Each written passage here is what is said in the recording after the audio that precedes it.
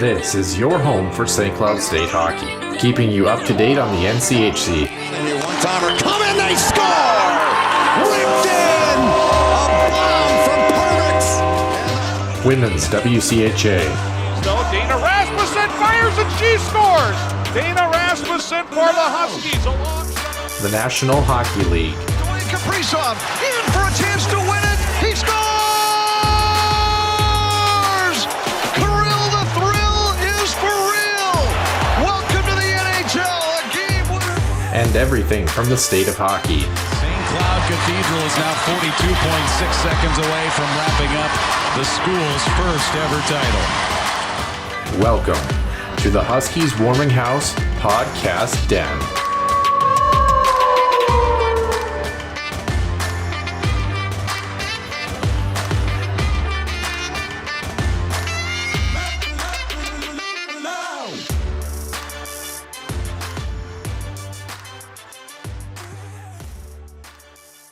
And welcome into the Huskies Warming House Podcast, the first time that we have had a guest in exactly a calendar year. Yes, you heard that right, recording this on Wednesday, April 12th. Nick Max and Noah Grant, of course, joined by St. Cloud State's head coach, Brett Larson. Brett, pleasure to have you here on this Wednesday morning. Guys, thanks for having me. I always love coming on. So might as well jump right into it here. Knowing you and knowing your background, did you take 2 days off after the season was done, or did you finally get to 3 this year? Did we finally get to the...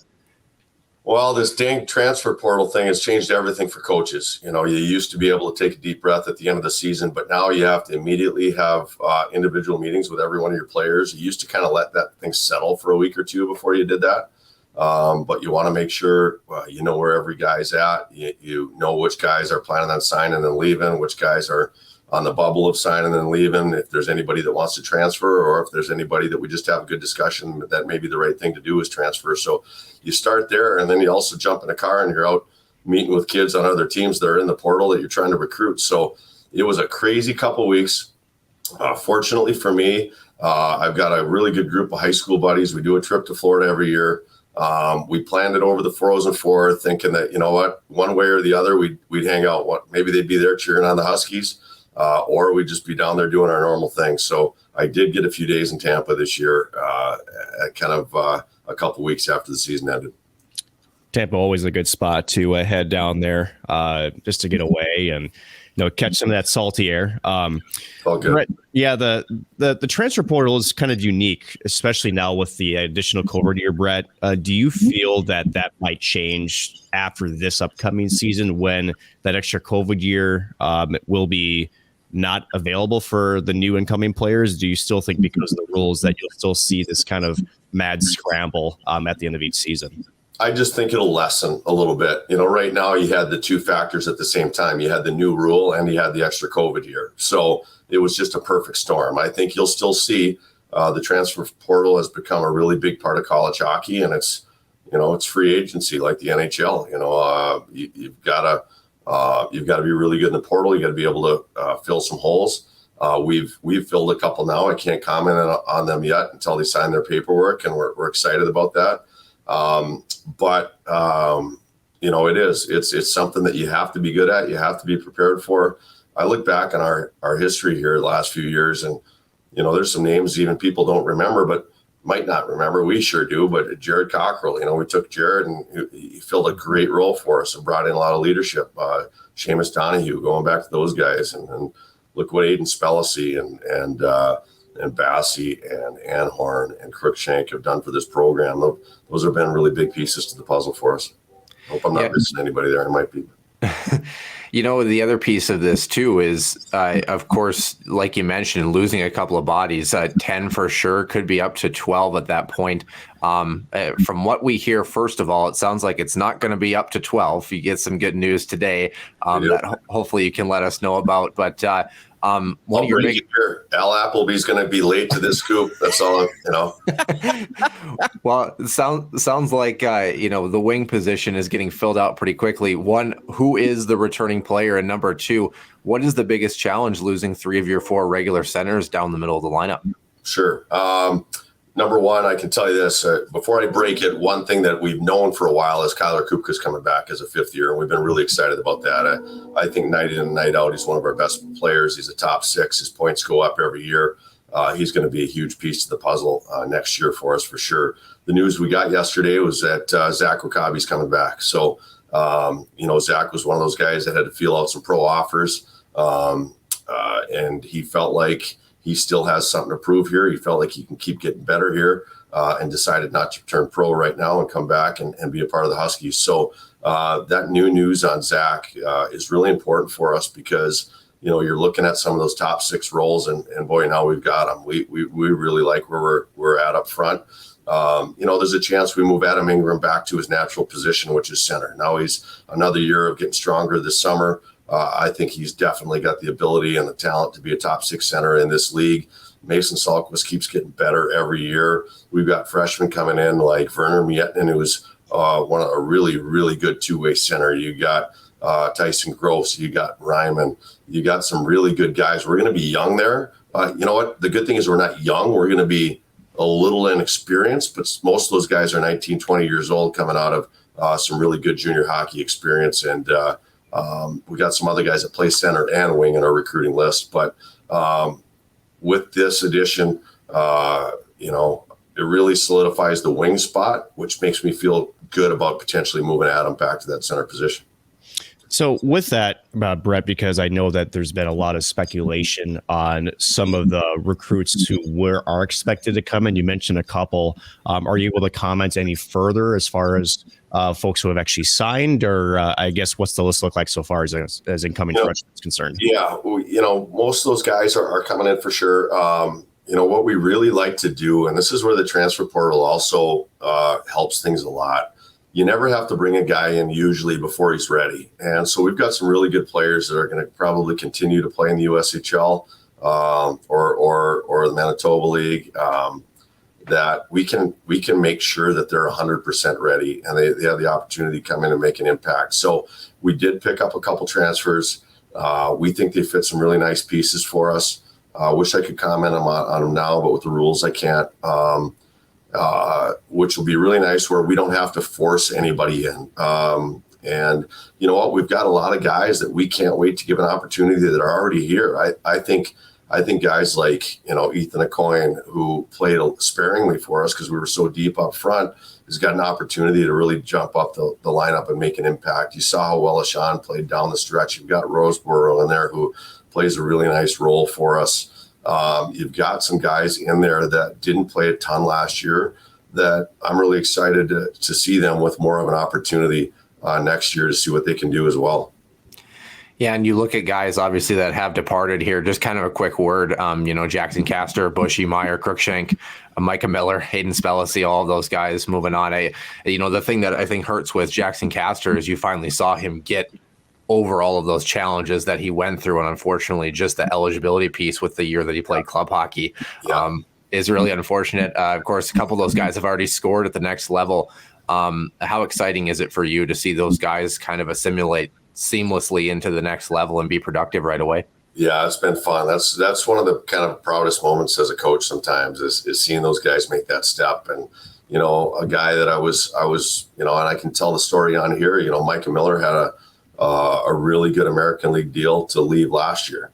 And he believed in himself and he believed in this program and his teammates, and he decided to turn it down and come back. This is the type of kid he is. And he really wanted to prove something here. And again, he did. I thought he was one of the best two-way forwards in the league. I know his point production wasn't quite the same, but boy, when the game was on the line, there's nobody else you'd rather have on the ice. So, he did it the right way and it worked out for him. He got a great deal in Tucson. They believe in him. I believe Mike has got the opportunity. I believe you could see that kid in the NHL. I really do. In the right role with a coach that appreciates him, I think he's got an opportunity. And I couldn't be more excited for him, for Cruikshank. Those guys, you see them stepping in right away, doing well. Jackson went in and did well down in Florida. Unfortunately, it's pro hockey. All of a sudden, they send another goalie down from the American League, and his opportunity's short-lived. But he did a really good job. So it's it's fun to see those guys. Yami goes in and gets a big goal, and Wilkes-Barre the other night looked like maybe I was playing him on the wrong side of the power play. He went downhill on the forehand on that one and just ripped it. But really, really fun to see those guys do so well coming right out of school.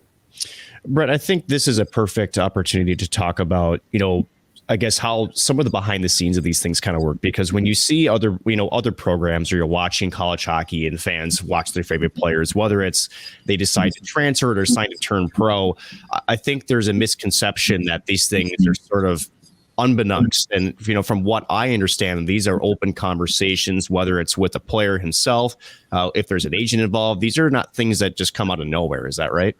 Well, what's interesting, I learned a pretty good lesson a few years ago.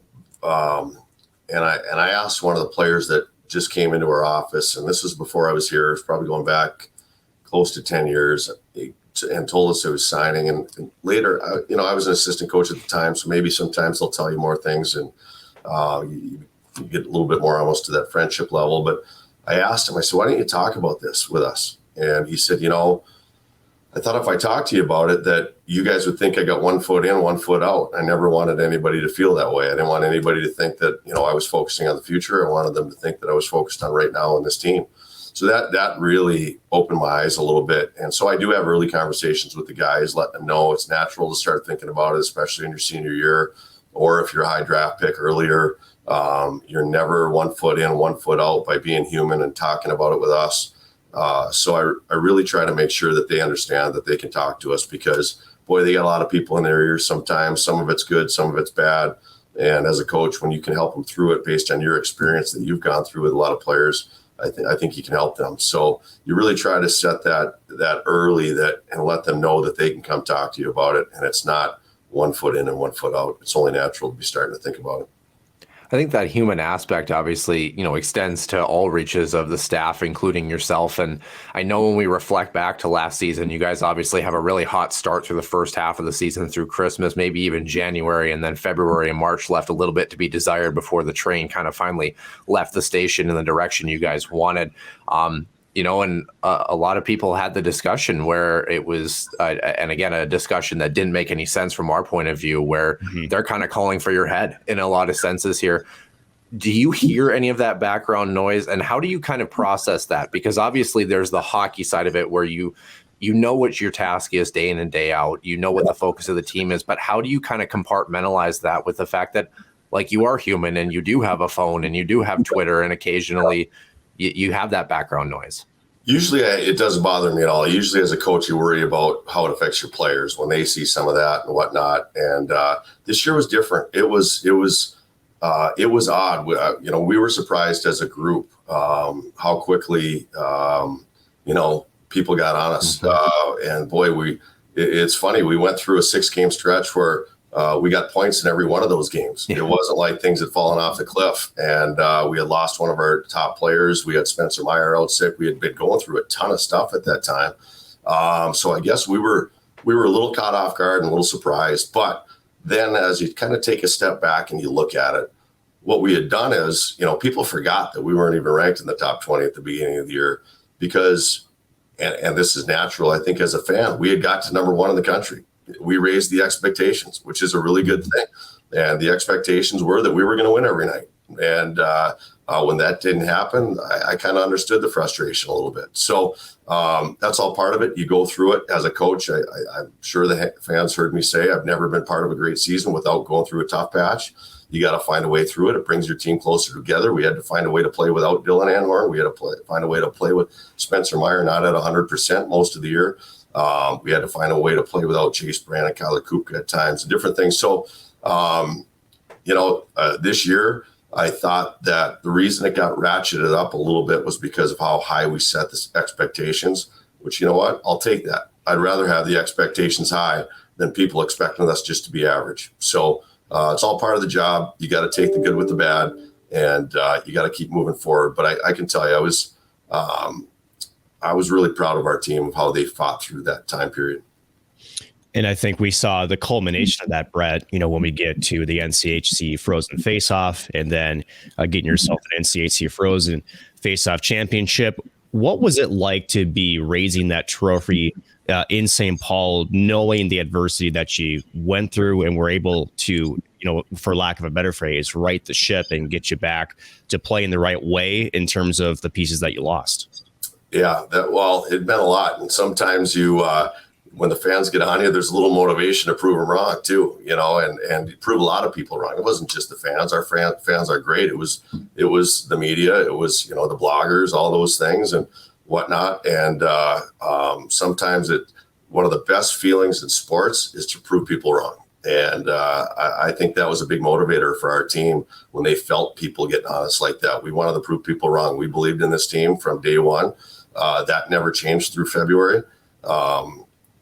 And I think they wanted to prove people wrong. So holding that trophy up to us was kind of that symbol of, you know what, it was right to believe in what we had. It was right to believe in this group. It was right to try to block out some of the negativity and the noise out there the whole time, because we never lost our belief in that locker room. It was honestly one of the closest, best groups of guys that I've had the good fortune of coaching. And when you go through something like that, where everybody's on you, to hold that trophy at the X, it's a good feeling. Contrary to popular belief, I was cheering for the Huskies, not the Tigers, regardless of where we're going. Very poorly worded, I think, to say the least. I know we talk about longevity of the NCHC, and that's a discussion for another time. But kind of on that train that Nick was talking about, I was there, of course, on Saturday, regional final against the Gophers in a game where you guys not the greatest start, but really a really good finish to the season. And I thought you guys had a really good look at tying that hockey game up. Can you walk us through that game? Yeah, I will tell you this. I felt like we expended so much energy in one of the hardest series I've ever been a part of in this league. Our 3-game series against Duluth was an absolute war. I'm telling you, it was a war. For whatever reason, penalties weren't being called. And the play got to a point where, it was like old time hockey, it almost felt like Slapshot out there at times, but we told the team, hey, you got to stop taking it. You're going to have to start giving a little bit. If they're not going to call it, we got to play that way. And it was a tough series. We expended a lot of energy. Then you go down and you're playing North Dakota in a really tough game, CC in a tough game, an absolute war and battle against Mankato. I just thought we came out a little bit slow. And to give Minnesota credit, they're a great team. They came out fast, and it was like, oh boy, this could be a long night. Analytically, we do the chances every game, the scoring chances, and that's a big part of how we analyze games and how we've done. We have never got outchanced 11-3 in a period all year. Minnesota outchanced us 11-3 in the first period. Thank God Jackson Castor made some big saves in that period. Minnesota's a heck of a team, and they created a ton of chances, and we just didn't have it. But again, going back to this team and their resilience and fighting through tough things, the chances ended up 18-18 at the end of the game. We had plenty of chances to get back in that game. It's 2-1 late in the third. You know what? We just couldn't get that tire. We had a couple really good looks at it, couldn't tie that game. I think if we do, we got a chance. Unfortunately, they get one off a face-off that, finds its way through 2 guys that are going out to block a puck. It went through a hole about 1.5 inches wide and went in the net. So hats off to them. Minnesota fought through it too and found a way to win that game. But I was really proud again of how our team, we finished the year at 2 of the best periods we've played all year. In the second and third, gave our team an opportunity to tie that game. It didn't go our way that night, but I was really proud of that team fighting so hard right till the end. Brett, you mentioned 2-1 in that hockey game. You guys were no question the better team in the third and had a puck laid flat for Kyler Kuka. Maybe this is a tie hockey game. But after that puck does go in from the point 3-1, sometimes, in games like these, emotions from the players can start to creep. And I know we talked, and you have talked about trying to manage emotions. Did you notice a change of emotion on the bench when that goal goes in down 3-1? No, to be honest, I didn't notice it until the empty netter went in. Flip one off the glass. It's one that 1 out of 100 maybe goes in your net. Up to that point, I think our team believed we were tying that game. And that's what made this group special too. And again, it's interesting. The part of coaching is you have to go through tough times of the year to build that group and that belief, right? So getting through February and then turning it around, that grew a belief in this team that no matter what's being thrown at us, we're going to find a way to get through it. We're going to find a way to come together and get it done. And I sense that the guys had that attitude right till the end of that game. And again, I really thought Minnesota played really well. I mean, they're a really good hockey team, as you saw right down the stretch. So I'm certainly not saying it was just us, but I thought our guys at least kept fighting right till the end of that game. Yeah, it was an interesting contest. I remember after the first period, like you said, I was like, quite frankly, it could have been 4-0. Just the way that Minnesota pressed. 5-0, 6-0. Yeah. Like it was, we had never got outchanced 11-3 in a period. And again, I don't want to make any excuses. It's a hockey game. We need to be ready to go. That's on me. But Minnesota also came out swinging, man. They wanted to throw it. They knocked out punch early. And like I said, thank God Jackson stood tall in the net to make it a game. Well, last time I checked, their game previous, their start left a little bit to be desired. But, you have the second period, like you mentioned, good ebb and flow. Third period, you guys were all over them and just couldn't buy a bounce. And I think one of the moments that stuck out for me, and I'm hoping you can attest to this too, is you saw the look when the game was over, all the guys are going to see Jackson Castor, and then you see Spencer Myers start looking around. And he starts, looking at the logo at center ice, and you know exactly what that means. Can you kind of talk about what he meant to this program and kind of the process, going through that last game? Yeah, well, he's kind of the, and there's going to be a next one coming. But obviously, I inherited this team 5 years ago, and it was a great group, and they had done a good job of building this program. I used to tell people, probably told you guys, my biggest thing was just don't mess this thing up. I don't want to mess this thing up. And, most coaches are taking over a program that's kind of headed the wrong way, right? So got very lucky to come in. But what I inherited was unbelievable leadership. And I think back to kind of day one in the locker room of how good a leader Jimmy Schultz was here, and how Spencer got to watch that and see that. Then Jack Cashan takes over as a leader, and Spencer gets to see that. And then we have Spencer for 3 years as a captain of this program, a local kid growing up, dreaming to play here. It meant the world for him to play here. He gave his heart and soul to this program, to this school, to everything. And he never, ever took a day off, never took a moment off of caring and doing everything he could to lead. A lot of the fans didn't know Spencer wasn't 100% this year at all. We had to hold him out for a good stretch to try to heal an injury. It never really healed. Spencer was probably playing at about 80%. But man, did he leave it all out there. Every game, huge part of our power play, huge part of the leadership in the room. And a guy that just, his heart and soul is in this program and always will be. So we're obviously going to miss him big time.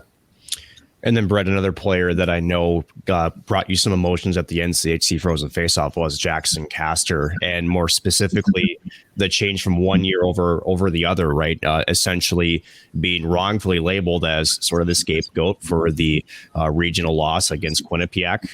And then coming back and essentially you talk about being a motivation, proving a lot of people wrong. Oh, holy cow. As you mentioned, what a performance he had, especially down the stretch. I guess for you, talk about those emotions and seeing him respond the way that he did and really carrying your team to nearly knocking off the number one team in the country. Yeah, I can tell you a story that I have a binder book that I write notes in before and after every game. And it's fun to go back and see my thoughts on how different games went and whatnot. And I showed it to our staff on the way I was at the end of the season. And my number one note before the St. Thomas game was literally praying for Jax. I mean, that's how I felt. Like, I was like, you know what, this game, like, this is really important because it was one of the, I would say, most pressure I've seen on a player in a long time. He had so much he wanted to prove, and had that game gone wrong, who knows how that thing goes. But he got into that game and he was challenged early. We gave up a few really good chances in that game, and he just looked so solid and so poised. I was really proud of him, and to see where that then culminated into the end of the year and how he played in the biggest games of the year. And to be honest, he had to stick with it. We started Bass is a really good goalie. We started Bass the first couple of games against Duluth. Bass played great in game one against Duluth. And he played just okay probably in the game two against Duluth. And we decided to give Jax game three. I mean, his career is on the line in that game. and he came through, and he went from there. And you know what, we couldn't, even though as good as Bass is, we couldn't give the net back to him. And really proud of Jax for his growth as a person over the few years he's been here, the growth as a goalie, and to see him play as well as he did down the stretch. Again, there's certain things in coaching that really mean a lot to you, and that was one of them. Yeah, and having the luxury of two goaltenders who are going to give you a good effort night in and night out made the decision challenging, but a good problem to have, obviously. You know, and you look at guys, obviously, that are still going to be coming in here. You know, you look at Isaac Posh, for example, netminder from Sweden as well, and looking at the pipeline, especially guys coming from Fargo. And last time I checked, Brett, sounds like there's a guy in Fargo that you might know pretty well that's having a pretty good first season. What can you say about Nick Oliver's time? He's doing a great job, obviously, and we all knew he would. That guy's built to be a coach. It's in his DNA. His dad's a coach, and Nick just loves the game. He's unbelievable with the kids. He cares so much. He's so knowledgeable. I don't know if I've been around a guy that works harder than him to keep improving as a coach and learning, and his detail's phenomenal, and he's the real deal, man. And I'll tell you what, it's nice to have a couple recruits playing there. I'll tell you what, also, Nick and I were laughing about this the other day, that Werner Mietinen's going to know all our systems and all our drills because he's doing them up there. So it'll be a nice thing. And Gruba when he comes in as well. And so obviously really happy for Nick and not surprised at all to see how well he's doing. Sorry, Nick, I just wanted to jump in quickly. Did you expect top of the league, though? I mean, is that what you're always shooting for it, but yeah, I mean, why not? Well, why not? You know, hey, you got Matt Cullen up there, as one of the owners. You got Nick in there. We got Husky Blood in there. Of course, we expect those guys. Brett, this may be what you call the too early predictions type things, or maybe too early experiments. Is there a thought, if Werner does indeed come to St. Cloud, that there might be an experiment with both him and Vidi on the same line? You never know, right? Because we'll have some shuffling to do at center to see how things kind of shake out and where they fall and whatnot. So there could be a chance you see a couple of Mietinens on a line here and there. I certainly wouldn't rule it out. Yeah, it's interesting. You think about it too. One of them's a natural goal scorer and one of them's a natural playmaker. You think you can kind of piece together probably what they were doing on the pond. One guy was feeding the other, it seems like. Your brother was saying, "Give me the puck." Yeah. That's how it ended up that way, I think. So I don't think we've talked about Vidi enough yet. I was just going to go there. Yeah. His performance down the stretch, he went through a really tough February too. I mean, we had guys really go, our top players were really challenged, going through some challenging times, and Vidi was one of them. He's another guy that I thought played his best hockey in the last 10 games and really showed what he can do and what we expect out of him next year. And was really proud of Vidi for finishing the season the way he did. So Brett, let's take I suppose, what we call a Brett Larson almanac for off-season plans right now. I know that this is still kind of a busy time for you, but is there any sort of plans to relax, to get away, to enjoy some time? Or shall we say, is there time to relax? It's funny. A lot of people will ask me, "Hey, what do you do in the summer? Do you go fishing and golfing?" And people don't know that, our recruiting never really ends. We have our NCAA coaches convention coming up at the end of the month. So we'll be down in Naples, Florida for a week working. As I tell my wife, we're working down there the whole time. We're not going to Naples for fun. But anyway, maybe just a little. But anyhow, we've got that for a week. Then you come back and, May is kind of a nice month. There's a couple recruiting things. It's a little bit of downtime. You get some time around the office with the other coaches. We kind of put our plans together for the summer. We're working on preparing our alumni golf tournament for our guys, and for any of the alum that watch this or see this. It's going to be August 25th this year. We'll get that out to the guys. It's going to be here in St. Cloud at the Territories, and we're going to do something a little different this year. We have a pro camp every year where our pro players come back and train. We're moving our golf tournament back a little bit later in August to have that on the Friday of the pro camp. Our pro camp guys are all here training, working out. They have a little scrimmage with our guys coming back. We're going to do that Friday morning and then have the golf tournament Friday afternoon. So really excited about that. I got the pro list right now. We had about a dozen guys last year come back, and a lot of them are having really good years, and that'll be a fun week. But June for us is USHL camps. We're out to most of them. July, you're hitting Buffalo with the USA Hockey Select 15, 16, 17s. So your June and July are taken up pretty much with recruiting, hitting the road quite a bit. And then August, you're preparing for the team. They usually come back kind of mid-August time. And then you got the pro camp, the golf tournament. So if you get a couple weeks, you get them in May usually. And you enjoy that. You try to take a deep breath. But you know what? In this job, you're always fighting to make sure this program stays where it is. And you don't take your foot off the gas pedal very often.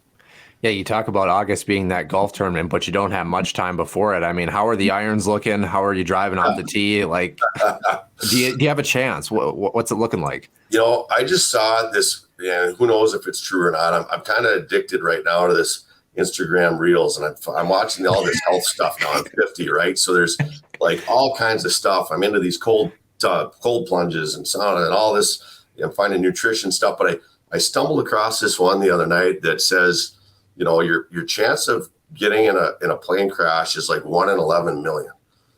Your chance of breaking 80 on the golf course is like 1 in 22 million. Most people don't break 80 like ever. So that made me feel a lot better. Let's just put it that. Suddenly I feel a little bit less excited about my golf game. Suddenly I feel a little bit less excited about plane rides, apparently, though. But speaking of a plane ride you didn't have to make, and I haven't cut my hair since yet, Brett. I made a bold prediction on MNCAA that you weren't going anywhere beside of the fact that the Wisconsin Badgers apparently have come calling. What does it mean for you to stay here and be a Husky and kind of see this thing through and kind of go through that process? Because let's be frank, that's a job offer that, especially if you go back 5-6 years, that's a hard thing to turn down. For sure. But to me, the biggest thing is I think we've just created a family here. When you're part of that, it's tough to walk away. And it's our culture. It's who we are. We don't have all the bells and whistles as some other schools. We've got what we need for sure. We've got what we need to compete. But for me, what makes our group special is how close we are, how much the guys care. And I feel like I got to be a part of that. Not to mention my family loves it here. We moved a lot. My son and daughter are really ingrained here. We're in a great community. We like our friends that we've made here. There's so many positives for us being in the St. Cloud area. That we really enjoy it. But most important to me is walking into that locker room every day and seeing those guys. We've just got a great group of guys. I told the guys this year, I love, it's been all 5 years here. I love coming to the rink every day. And that's pretty special. So when your job, when you love going to your job every day, it's pretty hard to pass that up. Brett, was it a bit weird from your perspective on a personal side, to have your name floated out there and, in your head, knowing that I was going to stay here, this is my family? Was it still weird to kind of go through those emotions and maybe having people ask you about it? It was a little bit, I guess, but I always try to look at the positive things. It was also an honor. It was an honor just to even be mentioned. It was an honor, to be discussed in a circle of coaches like that. Mike Hastings is a great coach, and he's going to do a great job there. And, to have my name mentioned with a guy like that who's been doing it a lot longer than me, because he's way older than I am. Anyway, to be mentioned in those circles, to me, it was more of an honor than anything. And but the good thing is, it was an honor. It felt good, but I knew where the right place was for me, and that's in this place. And we've got challenges that we want to keep. We still want to, we want to get back to that Frozen Four. I tell people I don't want to leave this place till we get it done here. And every year to be knocking on that door has been really fun. But it's tough to get close. It's tough to get close because it takes you a while to look back and think of all the good things. The pain of not getting there is probably your biggest motivator. So for me, I just feel like we want to keep moving in the right direction. We want to keep getting better. It's so hard to win that thing, but we really believe that we can do it here.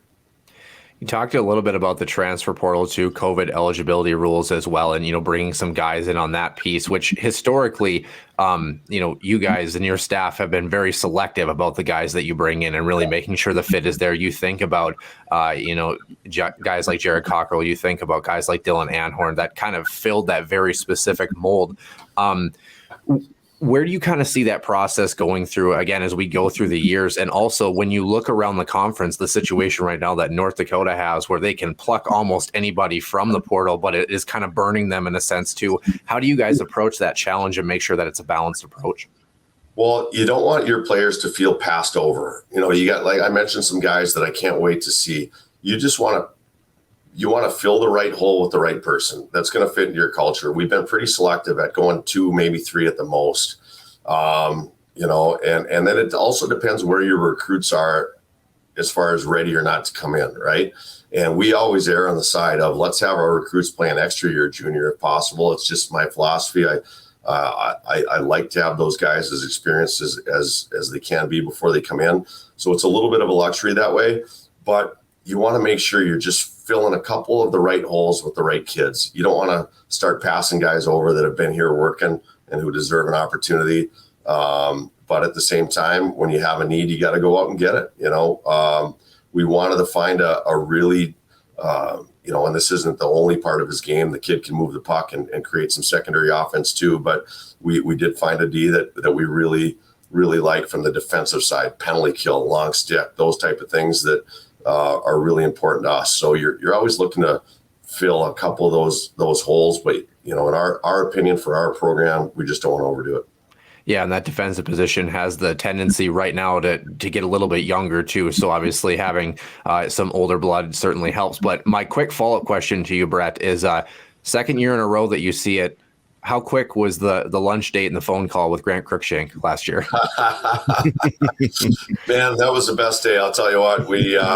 I think I was in the car 12 seconds after he went in the portal, and thank God, because boy, that kid. The only thing I got to say about Grant is I wish I could have coached him for 5 years. I mean, he was just such an impact on this program. We knew he would be. Did he surpass our expectations offensively? For sure, which was great for him. But he lived up to every expectation as far as his character and his work ethic and what he would bring to this team and this group. Boy, we obviously wouldn't have been one goal away from a Frozen Four with 8 minutes left in that game without him. He just made such an impact here. It's really sad to see him go. I wish that kid nothing but the best. He was a great pickup for us. I know his teammates loved him here, and we were very fortunate to have him. Brett, I want to follow up a little bit with the transfer portal conversations because, on the coaching side, right, you're going after a specific need, a specific player. Is generally when you reach out to folks, is there a mutual interest, or how does those usually conversations go in terms of, trying to identify those players, and 2, trying to say, hey, we got a spot for you? How does that usually sound like? Well, you're always in recruiting, you're always looking for connections. So whether it's maybe they got a friend that's played here in the past or play here now, maybe they've played with one of our guys in junior somewhere or whatnot, or, you're always looking for some type of connection sometimes because that can help a lot in recruiting. Our best players or our best recruiters have to be our players. So usually you'll have a player that you're recruiting reach out to a Grant Cruikshank, right?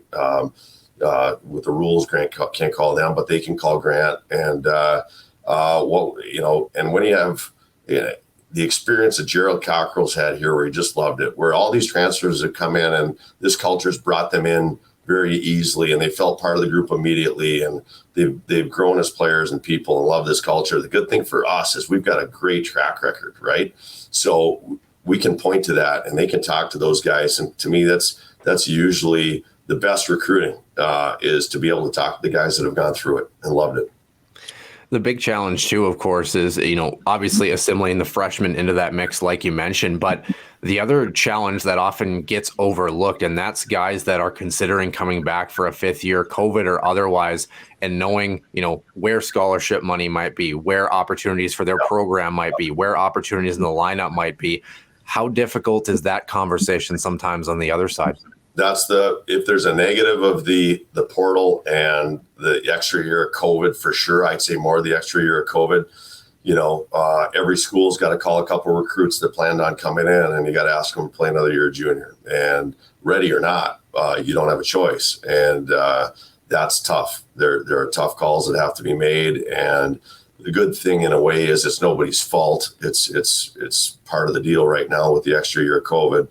But those are some really tough situations for kids. And sometimes in the case where the kid is a 20-year-old and there's not an extra year junior, unfortunately, that means they may have to try to go to another program. And that's an unfortunate domino effect of this whole thing that's happened. And it's really tough. It's tough on us. It's tough on the player and their family.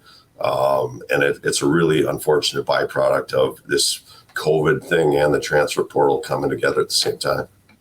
Brett, I want to expand on this a little bit because there is at least to the fans' perspective, there's an influx of talent that's coming into college hockey. We've got Augustana that's coming on board.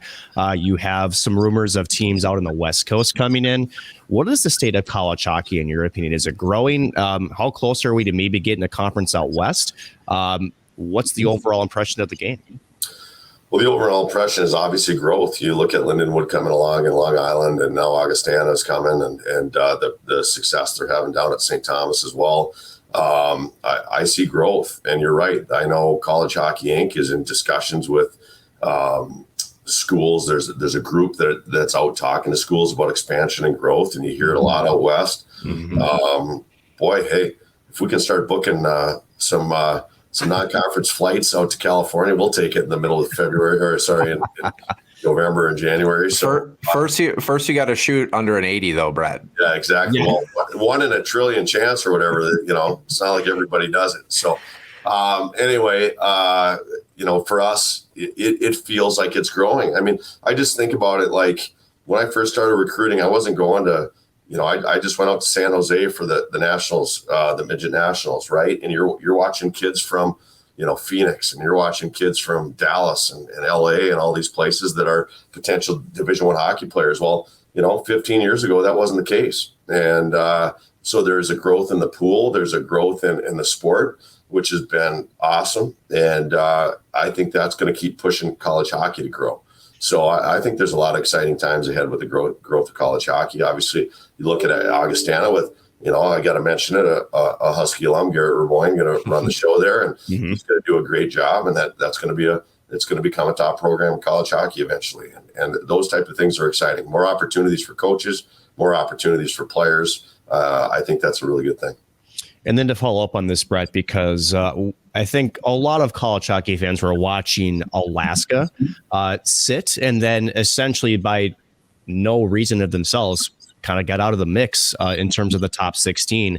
How close are we to college hockey expansion from 16 to more teams? I don't know. It's discussed. I'll be interesting to see the discussion down in Florida on that one. I don't have a lot for you on it. Yeah. I think there are some discussions about that. I don't have an opinion on it yet, to be honest. I'd like to hear both sides on it, but I think it will be a discussion at some point. My final question here for you, Brett, and again, thanks so much for joining us this morning. Of course, you've got the Bob Motzko blurry computer camera. I told you, I think this camera's been here since maybe Craig Dahl, actually. I had problems with my other computer, and I had to jump on this one, so sorry about that. But I know this camera was sitting here when I took the job, so it's been a while. So thanks for putting up with my blurry camera. Well, hopefully next season, of course, is in focus, and hopefully you have the longevity here like Craig Dahl had, and Bob Motzko for that matter.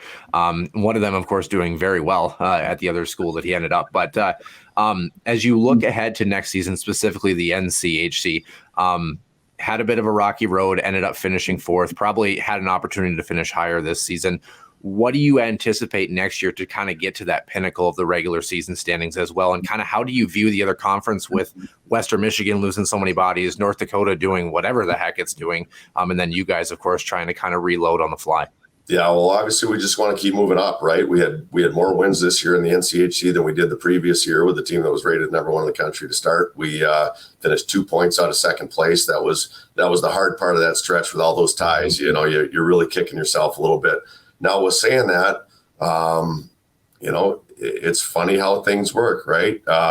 You finish second, you finish third. who knows? You get through that first round or not. There were a couple real motivated teams that went into buildings and won on the road, right? So, not that Duluth wasn't motivated; they definitely were. But and we had a great series with them. You know, I'm not so concerned sometimes about where you finish, as long as you finish. My biggest goal every year is I want to finish in the top half of that league. That's our goal right from the start. If you finish in the top half of the NCHC, you've had a great season, no doubt. And as long as we can keep pushing to finish in that top of that league, usually as long as you've done well in non-conference, that puts you in the tournament.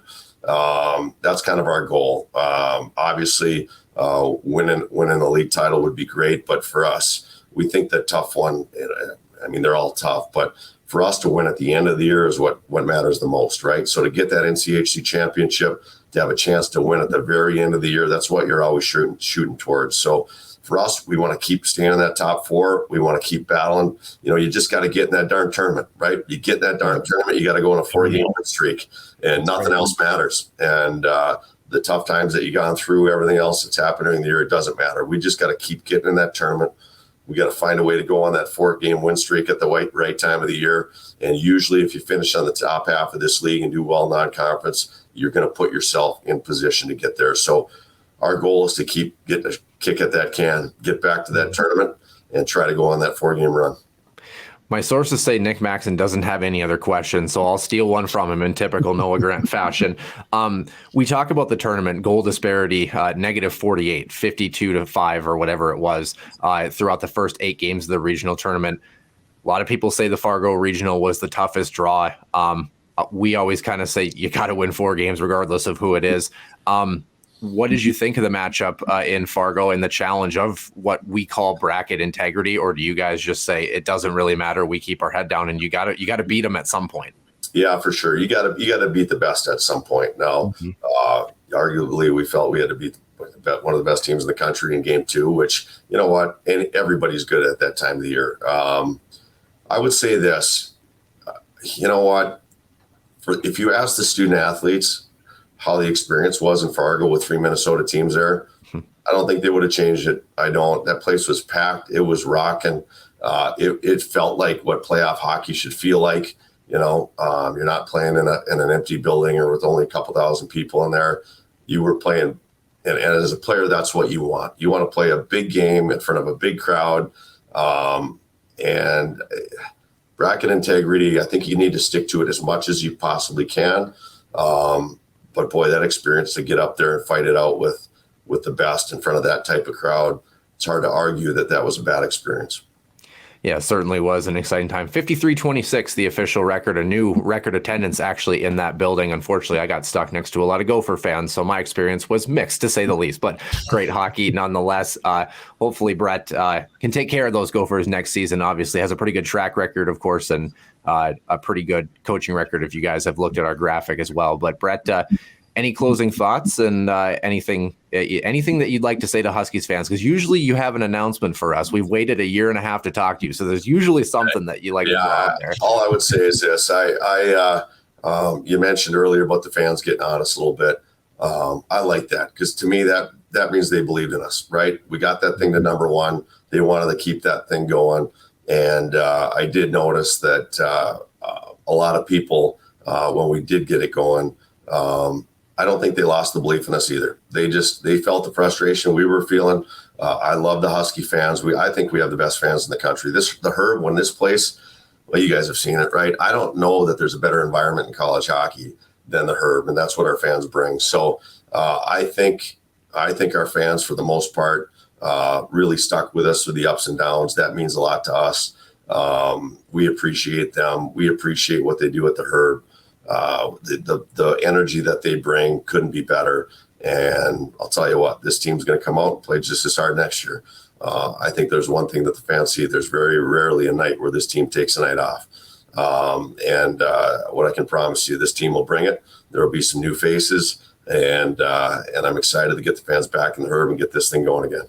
Yeah, it should be exciting, and hopefully some upgrades coming in the near future, it sounds like, as well, in this building as well. So there are going to be some they might not be the most exciting upgrades, but there are upgrades that are going to make this building really good as far as the ice the boards, the glass, all the infrastructure of the building. It's going to be great. And we're also going to try to do some more things up in the North Concourse. We're going to, we've got some great pictures from the Frozen Four or Frozen Face-Off. Sorry.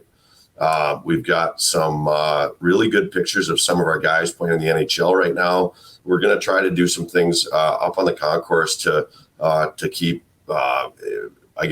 keep that vibrant, lively, and pay a good history of the program. So hopefully we can get through some of that this summer. I think that it's going to be exciting for the fans to come back and see it.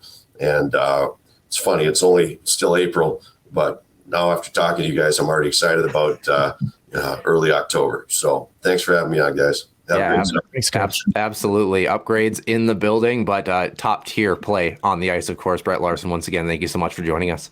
Thanks, guys.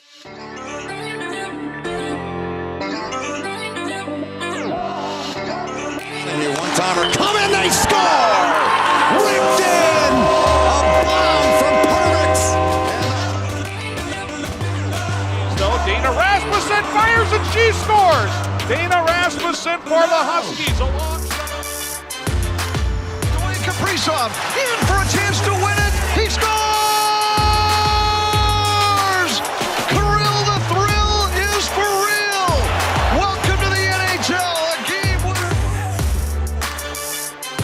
St. Cloud Cathedral is now 42.6 seconds away from wrapping up the school's first ever title.